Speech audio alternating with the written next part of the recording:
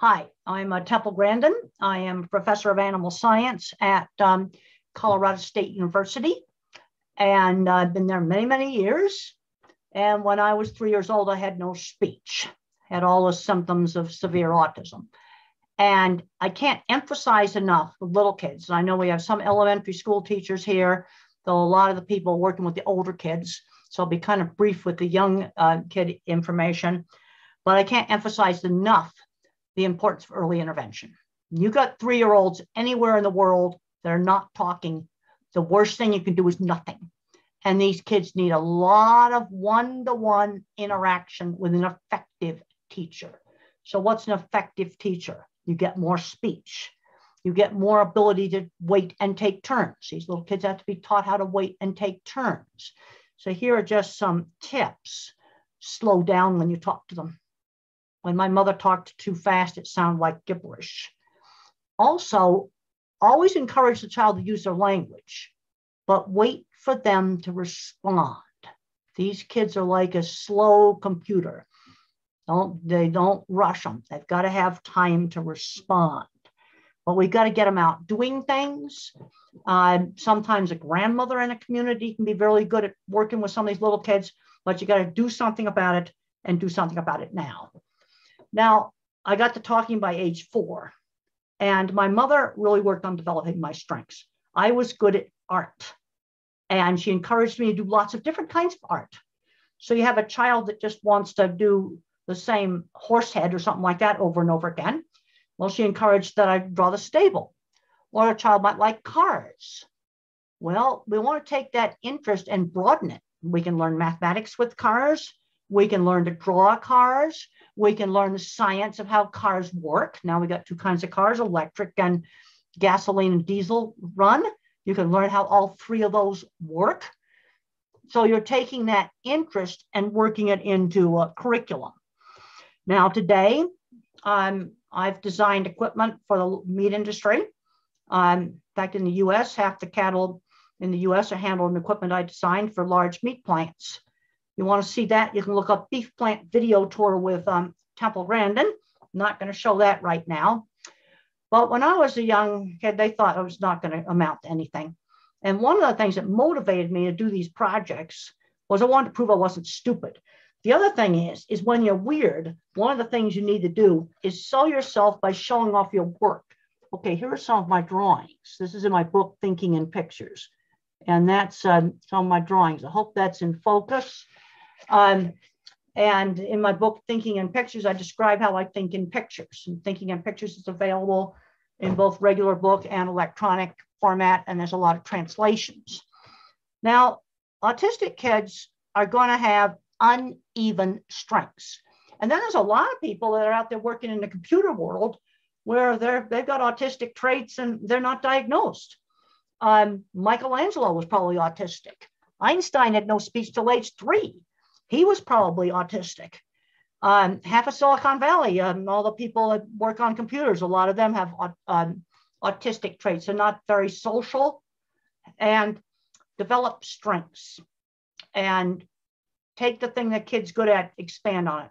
And there's 3 kinds of specialized thought thinking, and I discuss them in a lot of detail in my book, The Autistic Brain, and also they're discussed in the afterword on the new edition of Thinking in Pictures. I'm what's called an object visualizer. Everything I think about is a picture. And this helped me in my work with animal behavior, because animals don't think in words. So the very first work I ever did with animals is I got down into the chutes to see what they were seeing. And they'd stop at a shadow. They'd stop at, at some little piece of plastic or something hanging down. I think in pictures. And I used to think everybody thought in pictures. Object visualizer. Now, the kind of things that object visualizers are really good at are art. They're also really good with mechanical devices. When I was out working on these large construction sites, I worked with brilliant machinery designers that had 20 patents. They were definitely autistic. They weren't diagnosed, definitely autistic, and ran big businesses. And here's another famous autistic person, Elon Musk. Book about Elon Musk. See these Post-it notes? I put these in there years ago after I read this book. I thought he was autistic. Now he came out on Saturday Night Live, which is a comedy show. So now I can say it because he came out publicly and announced it. So you have your visual thinkers like me. Now, another kind of thinker is your mathematical thinker. This is called the visual spatial. You see a visual thinker like me who thinks in pictures, and your mathematical thinker. It's actually different kinds of thinking. And I've got references to scientific studies, both in the afterword of the new edition of Thinking in Pictures and in the autistic brain, to some of the studies that show that object visualization and pattern thinking or visual spatial are different. And these are your mathematicians, the more university trained engineers, computer programmers. But one of the problems I have as a extreme visual thinker, I can't do algebra, never have been able to do algebra. And I'm getting very concerned that visual thinkers are being kept out of a lot of careers. Like, for example, they have all these math requirements for somebody to become a veterinarian. I don't know any veterinarian or any doctor that actually uses algebra. Now, if you're going to be figuring out roofing designs for snow load, you're going to be doing orbital mechanics for satellites. Yes, you're going to need the algebra and the math for that. But this is where we need the different kinds of minds. Because take something like the Mars lander. You need the mathematical science to get it there. But somebody built the cameras hand wired on a workbench. The cameras aren't very big. Each camera will fit in a shoebox. Let's give that craftsperson that wired those cameras credit. They wouldn't work without his work. And so you need the different kinds of minds. Now, of course, your third type of mind is the verbal thinker, who thinks completely in words. Now, there's different approaches to problem solving with verbal thinkers and the other kinds of thinkers. Very top down, big abstract concepts, like an inclusive classroom. But how do you do it? See, my mind works in specific examples. Okay, I'm really, it's really important to get people into good jobs. So I'll give an example of what are jobs where people with autism and people with various neurodivergence differences work well in? And what are jobs that are bad? Well, the kind of jobs that are bad are lots of multitasking. Busy, fast food takeout window, really bad. Really tons of multitasking, bad. I don't remember long strings of verbal instruction. But the first step is realizing that these different kinds of thinking exist. And I'll just repeat them again. You have the object visualizer. That's the picture thinker like me. And the HBO movie, Temple Grandin, shows it perfectly. You've got the visual spatial mathematical mind, also good at music. And then you've got your word thinkers who think completely in words. Now, I want to give a lot of credit to some of the teachers I had. I had some very good teachers. Starting out with my speech teacher. She was excellent. Started with her when I was 2.5. My mother, another one of my important mentors, always pushing me to try new things, but she didn't throw me into situations I wouldn't be able to tolerate. A lot of these kids are getting overprotected, and they're not learning basic skills. I'm seeing middle school kids, high school kids with an autism label, dyslexia label, or whatever, and they aren't learning shopping. They aren't learning basic skills. So let's get back to the teachers. When I was 8 years old, I had a wonderful third grade teacher. By the time I got to be 8, I didn't know how to read. And my teacher was very concerned about this. And mother taught me with phonics. And there's a lot of stuff online about phonics, way too complicated. Let me tell you how mother taught it. It was really simple. Well, in English, there's an ABC song. It goes A, B, C, D, E, F, G, H, I, J, K, L, M, N, P. Okay, I knew my ABC song.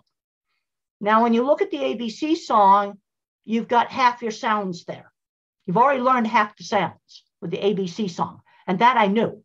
So mother pinned the letters up on the wall and just had me learn A, and A, B, B, C, K, D, D, E has and E. Learn my sounds. So then you get a book worth reading that I'd be interested in, and she'd read a whole page out loud, and I'd then sound out loud just a few words. And gradually, she read less and less. I read more and more. And just one semester of afternoons, I went from no reading to 12 years old level of reading. And some of these kids will learn with phonics. Other kids are going to learn with whole word. Use the method that works.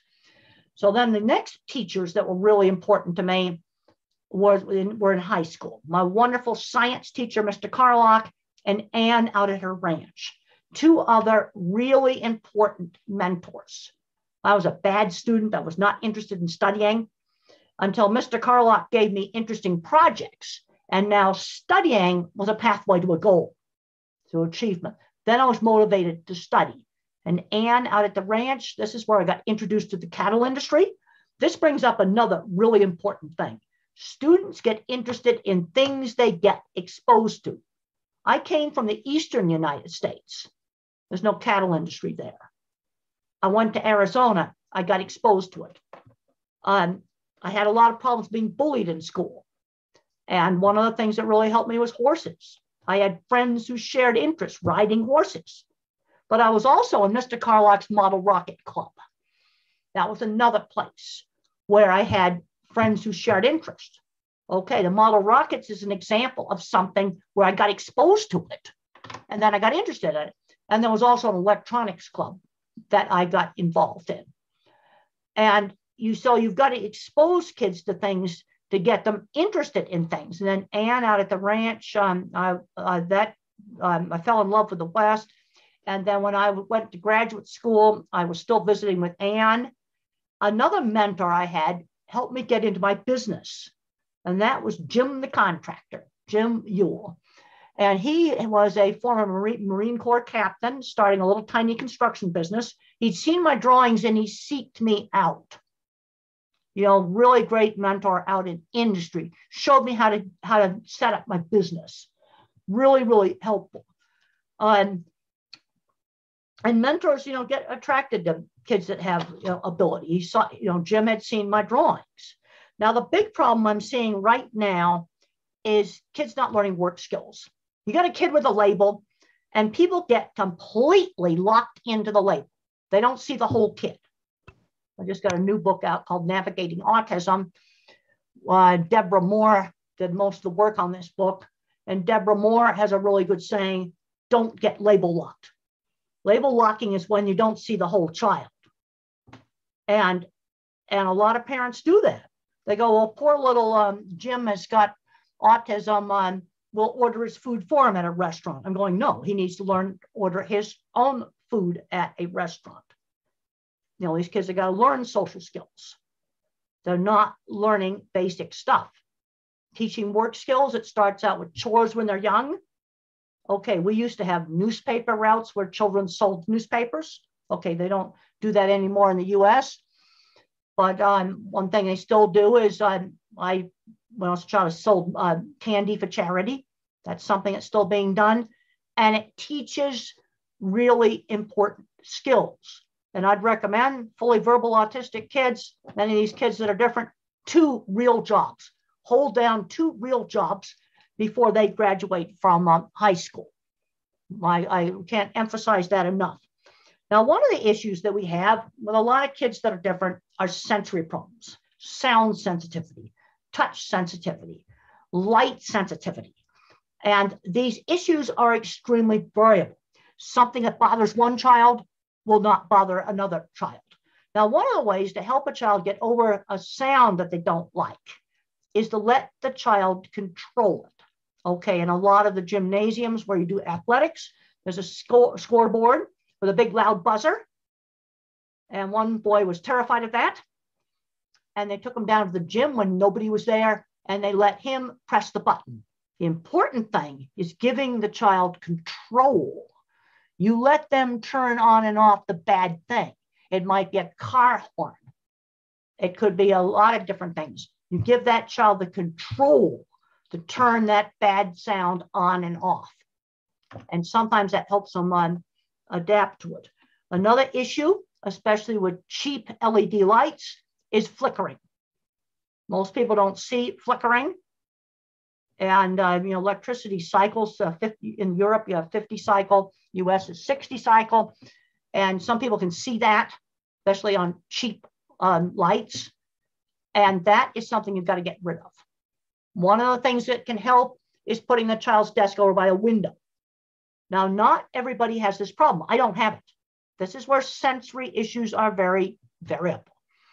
very, very variable, but they are real and they can be really debilitating. And you might have some kids that want to wear headphones all the time to block out the sound. But the problem is, if they wear a headphone all the time, they're going to get more sensitive. What you want to do is let them always have the headphone with them. That gives them control, but try not to wear it. But you have it there for the really bad, noisy situations, and then try to take it off. This business of controlling the dreaded sound is really important. Well, I think I'd like to just sort of open things up to some questions now. Absolutely. I've already gotten a whole heck of a lot of questions, both from teachers and students around the world. So we'll just kind of jump right in, and we'll start with one of the students, because that's what us educators are here for, is these students. Sarah in Italy, you should be able to unmute. You had a really good question. And how old is Sarah? I'm 14 Okay. going on 15 in April. Okay. I'm so sorry that you can't see me, but I can't turn on my camera because it's blocked. So the question I had was, who is your biggest role model? Well, my science teacher was really important. You know, I can't emphasize, especially when I was your age, the importance of some of my teachers. Mr. Carlock, my science teacher. Now, Anne out at the ranch was not wasn't a teacher, but she was a very important mentor. And you know, now these people are just so important. I think you got to start looking at what's your goal. I was a bad student and I did not study until becoming a scientist became the goal, because I was just lazy on subjects like history and English. Well, actually, my writing skills were really good. Those really helped my career. Algebra, never have passed an algebra class. I'm very concerned with some of the visual thinkers that's a barrier that needs to be gotten rid of. I want to ask you, what would you like to do 10 years after you graduate from high school? Where would you like to be? I would like to be an engineer. You'd like to be an engineer? Yeah. Okay, well, I don't know, maybe if you have a robotics club in your school, I would definitely join that. Learn how to use tools. I'm very concerned that some students today are not learning how to use, are growing up without hands-on classes, which I think is terrible. I loved classes like art, sewing, and woodworking when I was younger than you were, and I was using lots of tools when I was your age. There's two sides of engineering. There is the mathematical side, your regular classical university engineering degree. Then there's what I call the clever engineering department. I worked with a lot of people on machinery design. They just had a high school degree, but they could build anything. And they had 25 patents. And they were selling stuff all around the world. And the thing that I found that was interesting in these big, huge food processing factories is how the engineering work was divided up. The mathematical engineers would do the boilers, the refrigeration, make sure the wind loading doesn't blow the building down, the snow doesn't make it fall down. But then a lot of the clever equipment, think packaging machines, very clever mechanical equipment was not made by the mathematical engineers. It was made by the people like me. There's two kinds of engineering: the industrial design side, where we're lousy at upper math. Things like finding the area of a circle for sizing pneumatic and hydraulic cylinders. I know how to do that, but algebra in the abstract makes no sense to me. But you need both things in engineering. And if you're good at math, you go the math route. If you're not good at math, go the industrial design route. That's the visual thinking side of engineering. And to make successful projects, you have to have both. That is brilliant, brilliant advice. And we have an awesome question from Paula, and Paula is in Spain. Paula, go ahead and unmute. You can ask your question. Hi, my question was, what is your favorite book that you have written and why? Favorite book I've written? Well, I really kind of like thinking in pictures. That's one of my favorite books. It's also one of the books where there's no co-author. Everything in this I wrote myself. That's one of my favorite books. That's wonderful. We have a question from a teacher, and this is in Nevada, and this is Danielle. Danielle, you should be able to unmute to ask. And Dr. Grandin, if there's ever a time you don't want to ask answer a question, just say next question. We're okay, here fine. for you. Okay. Hi, Dr. Grandin. Thank you so much for spending time with us. So my question was, would you please share your perspective for teachers to be able to understand a bit more whether or not you feel it's important for students who have autism to be, what's the word, to be encouraged to make friends and keep friends, teaching them those social skills, even if those students who are on the spectrum show no interest in having friends. What's your thoughts on that? Oh, I'd like to have them have friends, but where they're going to get friends is through a shared interest. That's where they're going to get friends. See, for me, it was horses, horse shows. It was Model Rocket Club. I actually made a rocket that looked like our school principal. That helped me get some friends. It's one of the reasons why I did it. And electronics lab. And then I also did some skiing. And these places, I was not bullied and teased. Friends who shared interests. You don't make friends just for chit chat. I find that boring. But I find technical, I'm kind of an aviation geek. I've been following all the mess that's going on here with the 5G network, and it is a mess. They now have a list of airplanes that altimeters are going to have to be replaced. That is stuff that I find extremely interesting. And I have a friend, and we are aviation geeks, and we like to look at stupid airplane videos. You see, that's an example of a shared interest. The friends come through people interested in the same thing. It could be computer programming. It could be music. It could be theater. There's some people on the spectrum, the word thinkers that are on the spectrum that like history, might be good at acting.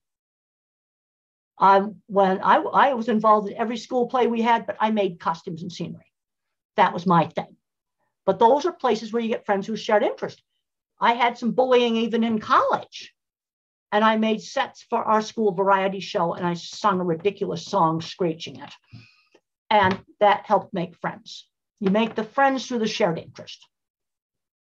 Find out what this kid likes. One enterprising teacher started a Star Wars club for her autistic kid. That's an easy thing to do. That is wonderful advice. And we know that there were some questions about dealing with bullies. And so I know that she covered a little bit on that. We have a question from a student in Italy as well. And this is Alice. Alice, go ahead and ask your question. Thank you. I wanted to ask you, what kind of advice would you give to someone who believes they're neurodivergent but has no diagnosis? And what kind of advice would you give to this person if they wanted to have an animal-related career? Well, the visual thinkers like me are the ones that often really like the animals. Because my thinking, animals don't think in words. And so I tend to understand animals. And as soon as a student gets up a certain age, I want them to start working with something they're interested in. We have too many students that, well, the parents force them to become a doctor and then they hate it. No, you don't want to be doing that. I want kids, especially the younger kids, trying a lot of different stuff. You don't know what you're interested in until you try it. You know, I was in an electronics club and I got interested in that. Let me tell you, I'm a hardware person. That's the stuff I understand. You know, but because that's more for the visual thinking. Now this is where I sometimes lose my train of thought. You see, one of the problems with visual thinking, I'm an associative thinker, where verbal thinkers are much more linear. And I've also had people say, well, Temple Grandin just talked about herself or talk about some other example. The problem is everything in bottom-up thinking is specific examples, where verbal thinkers, a lot of teachers, is top-down, a broad abstract concept. That's not how I think. I think, and here's a specific example where They started a Star Wars club, and that was very successful. I don't know if that answered the question, but there's a lot of people. I'm having a lot of grandfathers and grandmothers come up to me, and they find out they're autistic when the kids get diagnosed. And these are usually the ones where there's no speech delay.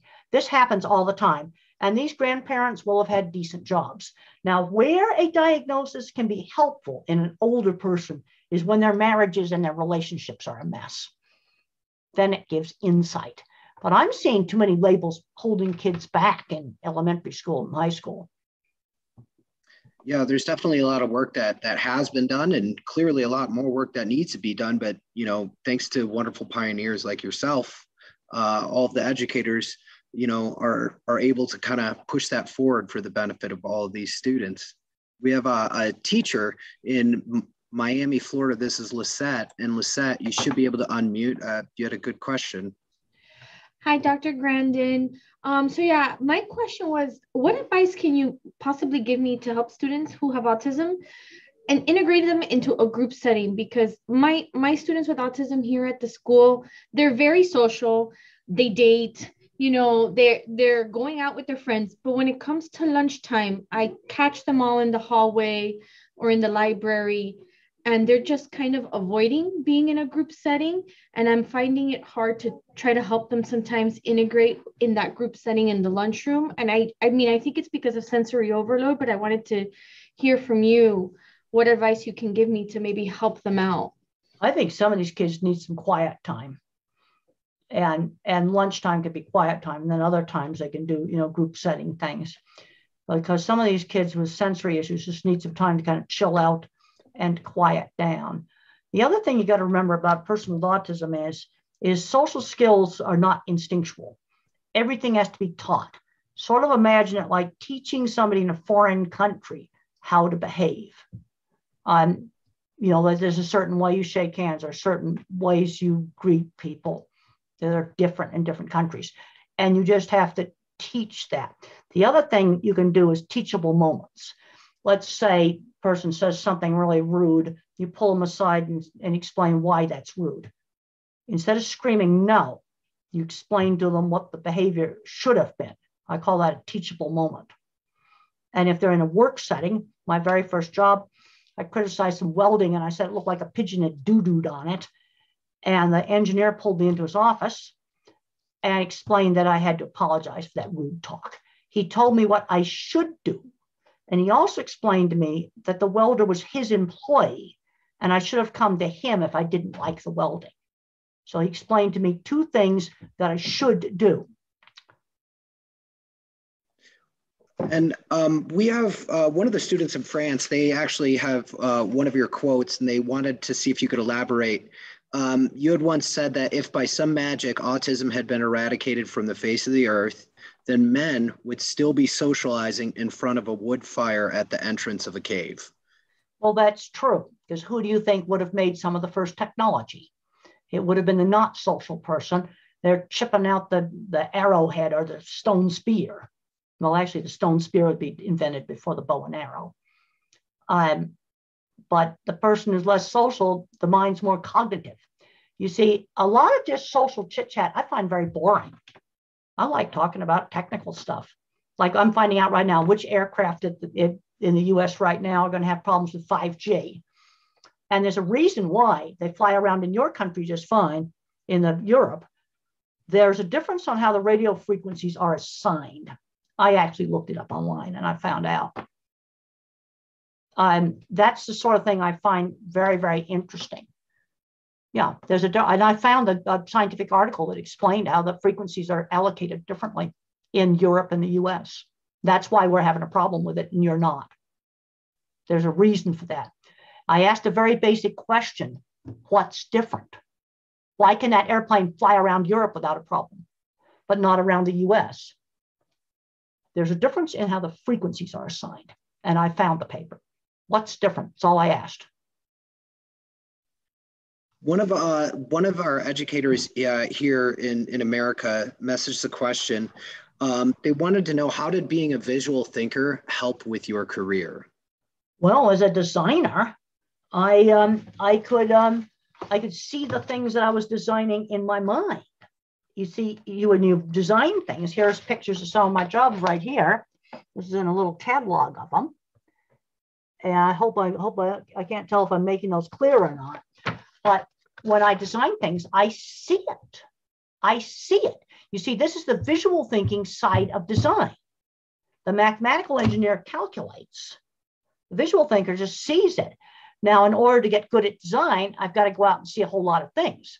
When I first started out, I worked cattle in every feedlot in Arizona because I got to fill up my database with lots of pictures of different designs, things that work, things that don't work. No, I see it. You see, a mathematician calculates. A visual thinker sees it. I can also see right now perfect jobs for people on the spectrum, office supply store, ice cream shop, horrible jobs, McDonald's takeout window, about the worst. I also remember a chaotic Christmas wrapping station in a store, just chaos, trying to get Christmas presents wrapped in a store. I looked at that and thought, that would be terrible. You see, I'm seeing examples of good jobs. Oh, auto mechanic, another one. You got a video game addict, replace it with auto mechanics. Because some of these visual thinkers, they love cars, but they got to get exposed to it. And they're going to find out that fixing cars is a lot more interesting than video games.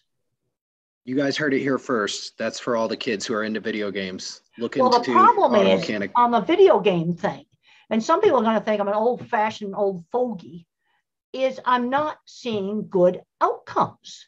What's happening in the US is these kids are ending up on a disability check. They're not going out and getting fabulous jobs with the industry. If they were becoming programmers, video game developers, working in jobs in that industry, I would not be bashing it. But they're not. They're ending up at home doing nothing except playing video games. And I want them out working. And I've worked with a lot of people in construction.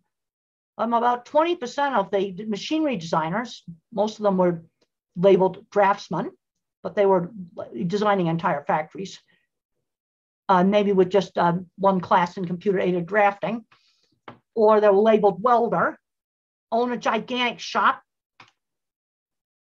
got a big business. Absolutely. And then, well, I think having a giant shop and you get to fly around your own private jet. I know 2 people probably on the spectrum, gigantic metal fabrication companies with private jets. I've been on one of those jets. It's fantastic. And then we got to remember here, Elon here. Of course. And he is just old enough to have avoided the most addictive video games. He was making them and selling them. And he tried to rent a shop at a shopping center, and he was too young to sign a lease. So you see, the entrepreneur was starting right there. Just missed it. He's just old enough. I looked up the games he would have played. You know, what's the old Donkey Dong and, you know, Miss Pac-Man and some of that stuff. A lot less addictive. There's one of the teachers wanted to know if you could speak on the importance, because you touched on it a little bit, about the importance of hands-on assignments in schools. Oh, I think we need to be doing hands-on things. I think one of the worst things the schools have done is taken out art, sewing, woodworking, welding, auto mechanics. We've got kids today that have never made things like a paper snowflake. That's why I've got another book of all my childhood projects right here, Calling All Minds.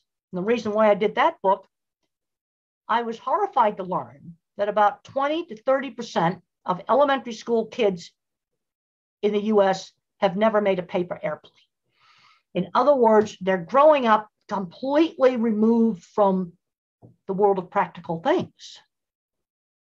No, I think it's really bad. I'm seeing smart kids with an autism label building all kinds of fantastic things with Legos, creative things they're inventing, and nobody thought to introduce tools. That's ridiculous. No, we need these people. We're having all kinds of stuff breaking all over the place. You know, how do we get in this 5G mess? I don't know why this wasn't figured out last year. You know, well, because you've got people in charge of things that don't think about how stuff actually works. So we would need like a lot more people who've had hands-on assignments to kind of go into those engineering like fields. Well, you see, there's two things in engineering. See, right now, engineering is so math-centric that you close out my kind of mind, but you need my kind of mind to do things like build a camera for the Mars rover. And what I found, these food processing plants, I don't care which company I worked for, my kind of mind, we never touched boilers and refrigeration. We didn't understand that stuff. No, I was working with guys out in the shop. They could build anything. And they were inventing equipment and patenting it. Maybe graduated from high school welding class. And they were designing stuff going into huge plants. You see, you need both. You probably saw how worried they were about the James Webb Telescope opening up. They were really worried about that. You know why they were worried about it? Because they had a giant 5-year delay because they used the wrong fasteners on the hole, that the plastic or whatever the material is onto the struts. And it failed a shake test where they shook it to simulate the nose cone, and 100 fasteners fell out. Well, a good visual thinker would have probably gone, you know what, we shouldn't even use these fasteners. We need to use different fasteners. You see, that's not a mathematical thing. That's a visual thing. It was delayed 5 years and millions of dollars because they used the wrong fasteners. There's another thing, they did some other stuff that was wrong. It was all visual thinking mistakes. And it's open now. That real critical thing, that they're through it now. And I know that you've touched on this before, where you've said that the world needs different kinds of minds to be able to work together. And how that's in a work sense, how can that be adapted in an academic sense, encouraging different minds together? The other thing that's happening, I had a real wake-up moment in 2019. I went to the Apple Steve Jobs Theater. I went to a state-of-the-art poultry plant, and I've been now in a whole bunch of others. And I was horrified to find out that all this equipment was coming in from Europe. And the poultry plant equipment came in from Holland. And that's because they haven't gotten rid of their skilled trades. They have a technical track. And there's a tendency to stick the nose up that and think it's a lesser form of education. I don't know. I worked with too many smart people in this. The Steve Jobs Theater structural glass walls came from Italy and Germany. And the carbon fiber roof came from Dubai. I tracked down the vendors on this stuff. You take the parachute on the Mars rover, taking selfies of herself landing on Mars. The fabric for that parachute came from the UK. It was woven on high-tech looms from Europe. You see, this is getting into clever engineering department, the side of engineering where we're not the mathematicians. The James Webb Telescope failed a shake test. Fortunately, they found all the loose fasteners. They got it fixed, the astronomical cost. I probably wouldn't have used the fasteners that they used. I would have gone, that will fail a shake test. You know, they have to do a shake test because rockets vibrate a whole lot. That's ironic because we have a teacher, Carrie, you should be able to unmute. She's writing her PhD on the very thing that you're discussing. So Carrie, you should be able to unmute to ask your original question and add anything. Hi, good afternoon, Dr. Grandin. It's such a pleasure. I've read some of your books when I got my master's, and now I'm doing my PhD in ESC. And I guess I would just like some advice of what would you offer curriculum developers in higher education to include more people with disabilities, including autism spectrum disorder, that might not qualify for, let's say, a college degree, but other avenues? Well, you see, this is where you get into the technical thing like they're doing in Germany and Holland. I mean, we had a poultry processing plant shipped over here in 100 shipping containers. Oh, I wouldn't want to buy $25,000 spot market shipping containers right now. This, you see, and I see that. I see that. And you see, it's a different kind of thinking. And the visual thinkers like me can't do higher abstract math, but you need us.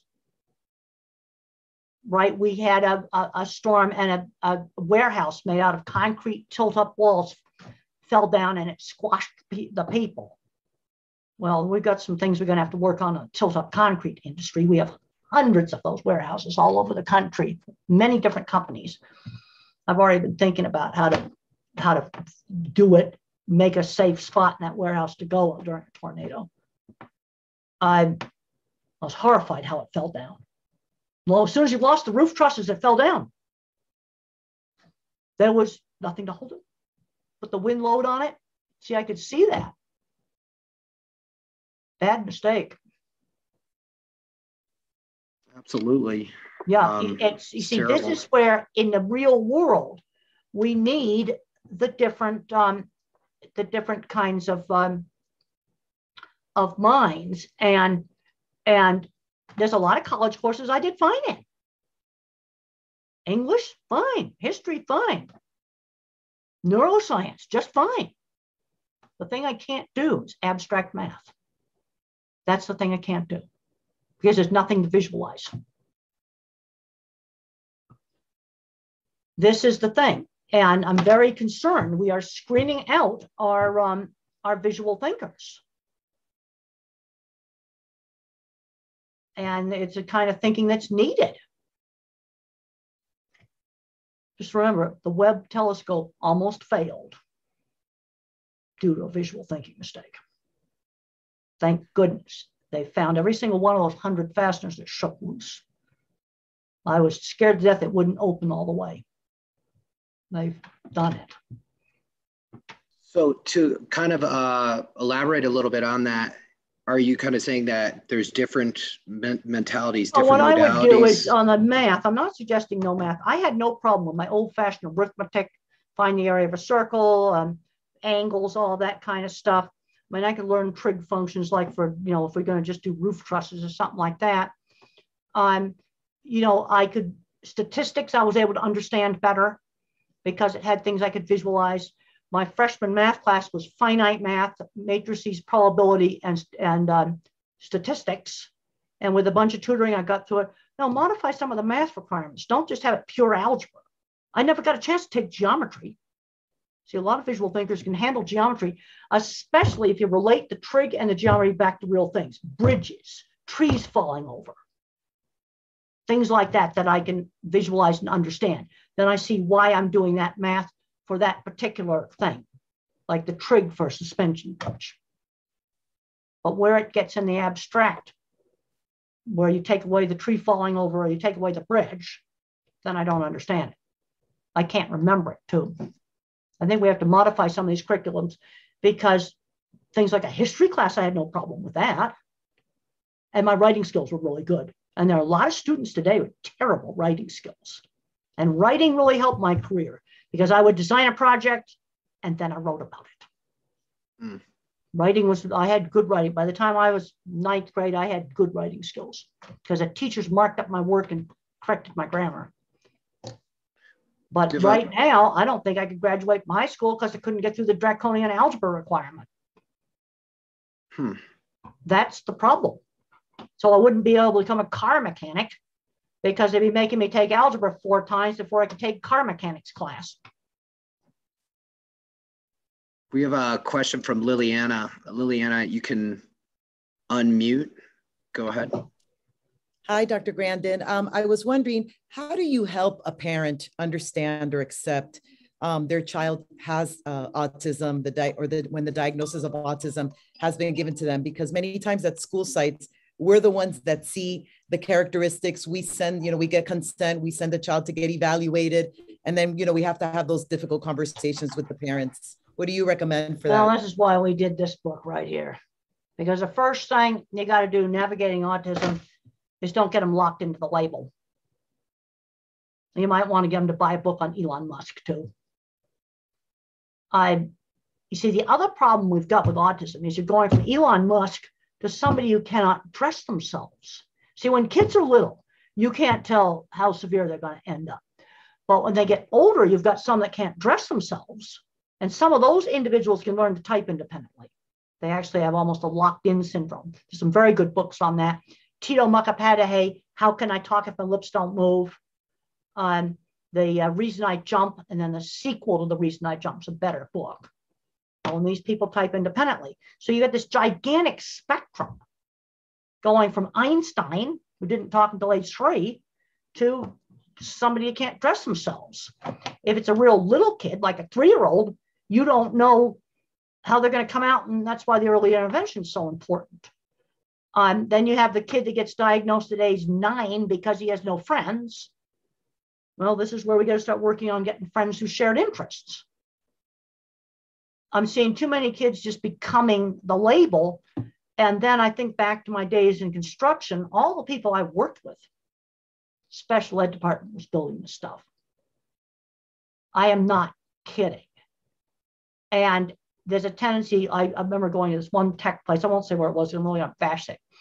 A big office tower, engineers with degrees got the office tower. My department gets a service tunnel with cable trays in it. That really made me mad. I worked with drafting people that had a 1 semester course in computer drafting, in designing entire food processing plants. 1 class in drafting. Worked with him. And he's called draftsman. Not in the pay's lousy. Designing entire factories, nobody even knows it. No, but I've been on these projects, I've seen it. It's what I call the clever engineering department. And we need them because they see how things work. They're good at art and they're good at mechanics. They're good at mechanics because they can see how stuff works, how mechanical things work. And we need that. I can't believe this like 5G mess we've got now. This is like electronics I learned in high school, explaining why they're having some of the problems they have. They just, nobody worked on solving the problem. Yeah, there's going to have to be some expensive altimeters purchased. I'm sure we're going to have an absolute exclusion zone around the airports of 5G towers. Well, we got the next generation of engineers here on this call probably that'll probably help fix this mess. So well, the old aircraft are just going to have to get the avionics upgraded at horrendous expense. Because the way we allocate the frequencies, I like a visual analogy. Okay, the avionics and the 5G are not on the same frequency, but you know how things can kind of slob over? Well, in the US, it's sort of like we put high-rise apartments on pieces of frequency real estate. Europe just puts single-family homes on it. That doesn't explain electronics very well, but that's kind of where the problem is.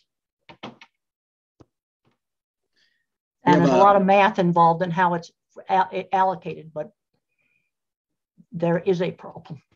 We have a couple more student questions. Okay, let's get a few more questions. Because I want to keep it in that 1 hour. All right, let's do that because I have a lunch appointment with Carol.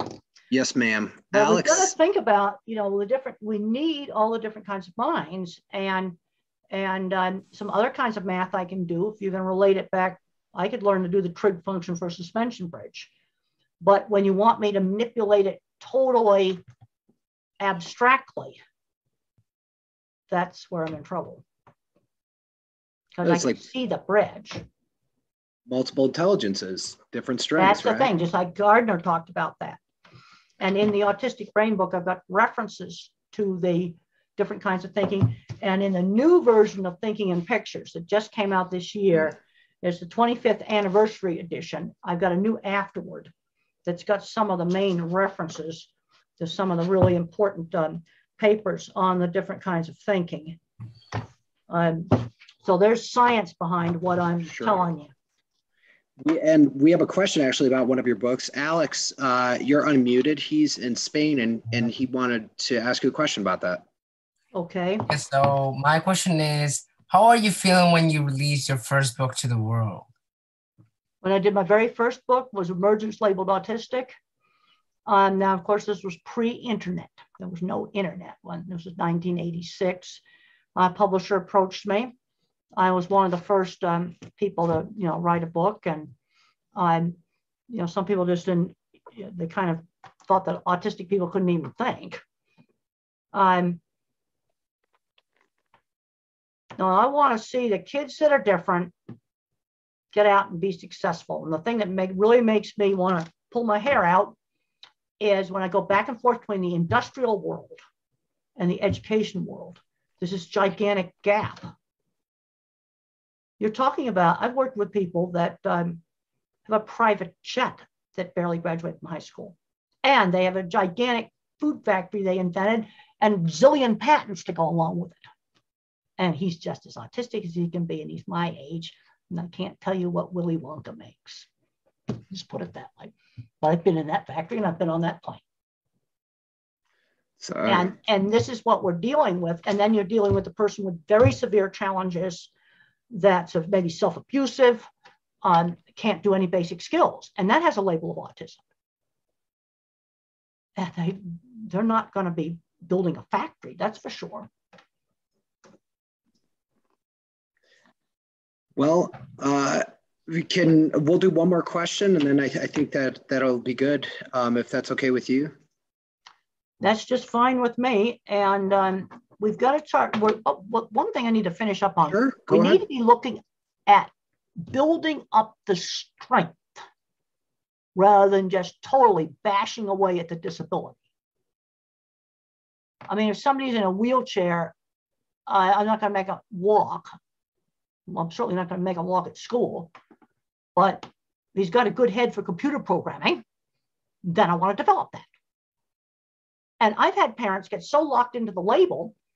There were two parents that were computer programmers. Their kid was a genius in math, and they were so locked into the label, they didn't think to introduce their kid to computer programming.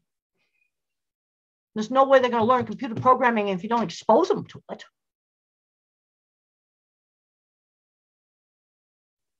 No, we got to start working on what they can do. I'm now visualizing a person I saw, airport security, that had no arms. I was next in line. We have these gray plastic bins you put the stuff in. I watched him slip off his shoe, take his foot, lift up the plastic bin with his foot, put it on the conveyor, pick up his shoe, put it in the bin, take his little handbag he had, put it in the bin with his foot. I'm next in line. I saw that. I never forgot it. And he was doing, I talked to him, and he does some talks about in the disability community. You work on what you can do. And then there's some things where he'd have to ask for help. He'd have to ask him to take his ID out of his purse. He wouldn't be able to do that. But the emphasis is on what you can do. You know, also I want to look at outcomes. Having spent 25 years with heavy commercial construction, you sell a job, you design it, you supervise its construction, you start it up, you make the thing work. It's about outcomes. I don't want to see the person playing video games at home on a disability check. I want to see them out in a career they're going to like, get out and have a life. Okay, let's say we have somebody that's partially verbal. Maybe they can stock grocery shelves. The Walgreens pharmacy, that pharmacy store in the US, reconfigured their warehouses so that people that couldn't read. And so you had people that were intellectually challenged working in the warehouse, and they were beating the regular people. But you see, that's real work. These people need real work. Don't give them fake busy work. Give them real work. They knew they were filling orders for stuff to be shipped out to the stores. It was a distribution warehouse. And the CEO of the Walgreens had a child with a disability. That's the kind of stuff I like. No, they're not going to be doing the things I did, but they're doing useful work in a warehouse that was modified so that people that couldn't read could use the computers. That's the kind of stuff I like. Well, it certainly they had shows. Jobs that were satisfying, that served a useful purpose. Let's get one more quick question. Absolutely. The final question is, what advice would you have for these kids as they go out into the world, whether they're on the spectrum or not on the spectrum? We have different kinds of learners here. What kind of advice would you have for them as someone is so accomplished in her field as you are? We need to have a slow transition from the world of school to the world of work. Well, let's start out with some volunteer jobs at a church, at a community center, where you're doing a task on a schedule outside the family, where the family's not the boss. I want kids doing some real jobs as soon as they're legal age, some real jobs. Be careful on the multitasking jobs. Those are some of the ones to avoid. And getting out and learning how to work before they graduate from school, learning how to shop, have a bank account, learning these life skills before they graduate. Sudden transitions are bad. I see too many parents babying these kids, and they have problems letting go when I suggested their kid just go into the store and buy something. I'll never forget a 12-year-old I met at one of the airports. And she, her mom came up to me, and the girl was too afraid to come up to me. And they introduced themselves, and I asked her if she'd ever shopped. And I pulled a $5 bill out of my wallet, and I gave it to her and said, go to that store across the hall and buy something. And she brought a drink and brought the change back. First time she'd shopped by herself. Yeah, you start out baby steps. That store was across the hall. It was not far away. We could see it. No, but they're not learning these basic things. They get totally stuck on the label. But I'm saying, but sometimes for some adults, understanding autism really helps with relationships. There's been issues with burnout and anxiety. I discuss in Thinking in Pictures, my experiences with antidepressant medication. I've been on it for over 40 years. It helped me. And I don't want any misunderstandings about medication. So if you're interested in that, I want you reading that out of the book, because I don't want any misunderstandings. But I want to help the kids that are different get out and have a satisfying life. Some of the funnest stuff I ever did was on construction. We'd sit around and talk about how to build stuff. Then we always like to talk about how stupid the suit managers are. Those are the verbal thinkers. But we need the verbal thinkers to keep us guys organized. Yeah, you see, verbal thinkers keep things organized. And in my writing, I've needed a verbal thinker to help me organize my books. You see, that's different kinds of minds working together. That's wonderful. That's absolutely wonderful. And we know we're at the end of the time here. And I personally want to thank you so much for making a difference in the world for so many educators and so many students. I'll unmute Liliana, if you want to add anything before we let Dr. Grandin go. I just want to thank Dr. Grandin for just speaking about the teachers and the influence and the positive experience that teachers had in your life. Dr. Grandin, you know how very difficult it is to be a teacher, especially now as we've been going through a pandemic. We're working with students that have disabilities and having to work with them virtually and so on. So the fact that it's just been terrible. And no, I had, my mother always knew just how hard to push me, not force me into some situation I couldn't understand, just how hard to push me. And I had some excellent teachers, starting with the speech teacher, my elementary school teacher, who was the head of our elementary school, Mr. Carlock, my science teacher, Anne at the ranch. She wasn't a teacher, but a really important mentor, and Jim the contractor.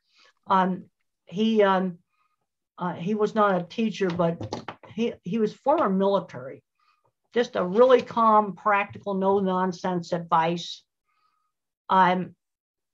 And he got my business started, and we built projects together. And the dip that's shown in the HBO movie, that was a Jim project. Well, thank you. And you can find mentors. If they see a kid's talented, mentors get attracted to that. You show off the kid's art, show off his music, show off his programming, whatever the thing is. I mean, mentors will appear.